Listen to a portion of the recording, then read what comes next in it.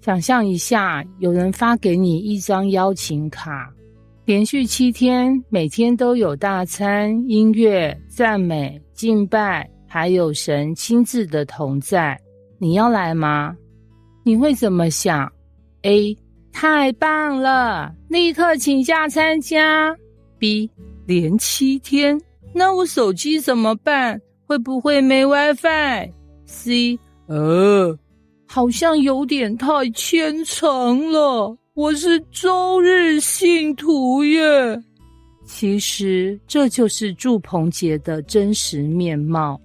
在民数记29章12到40节中，神邀请他的百姓来参加一场充满意义的神圣嘉年华。这不只是一场热闹，更是一种纪念与尾声的提醒。这段经文记录了住棚节7天与第8天的献祭规定，每天都有特定数量的公牛、公羊、羊羔与赎罪祭要献给耶和华。从第1天开始，每天少1只公牛，从13只减到7只，总共7天。第8天则是严肃会，另有特别祭物与敬拜。这些祭物象征什么？一方面是感恩回应，纪念神带领以色列人走过旷野；一方面是敬拜的行动，将最好的献给神，每天亲近他。Maggie 是个活力十足的女大学生，同时也是重度手机的依赖者。每天醒来的第一件事就是滑手机，睡前最后一眼也是荧幕。直到有一天，她参加了学校举办的一个名为数位禁食营的活动，主题是7天关机，重启心灵。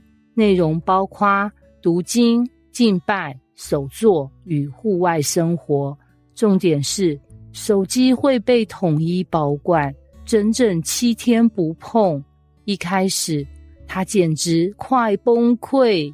第1天早上，他无法忍受不看 LINE， 甚至一度怀疑自己错过了重要讯息。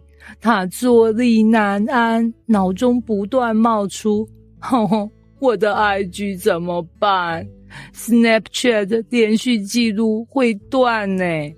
但第2天一切慢慢改变，他发现自己开始注意到鸟叫声、天空的云、同学的笑容。以前他在用餐时总是一边滑手机，现在则和旁边的人聊起天来。第3天，他在营会的晚上敬拜时，听到了一首熟悉的诗歌，你真伟大。他突然泪流满面，不是因为歌词特别新鲜，而是因为他太久没有这样专注地敬拜神。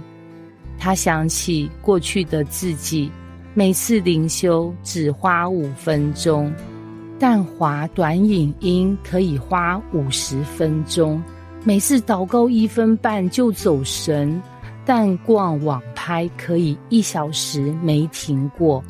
原来我一直都在线上，却早就离线于神。到了第7天，手机终于发还，他竟然有点不舍得开机。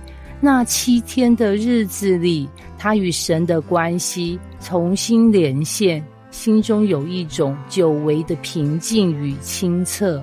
回家后，他做了一个小决定，每周挑1天，关手机3小时，专心敬拜与安静。他说，那7天是我人生最像天国的7天。住棚节提醒我们，与神同住，天天敬拜，是生命的祝福，不是压力。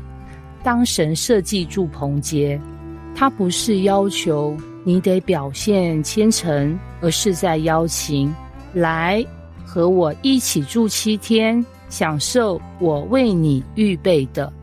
现代人总说没时间亲近神。但真正的问题是，我们是否愿意为神空出时间？或许你无法像古代以色列人一样7天搭帐篷住外面，但你可以选择每周1天属灵安息时段，每月1天敬拜日，甚至每年1次数位进修日，把心灵从忙碌中拉回到神的面前。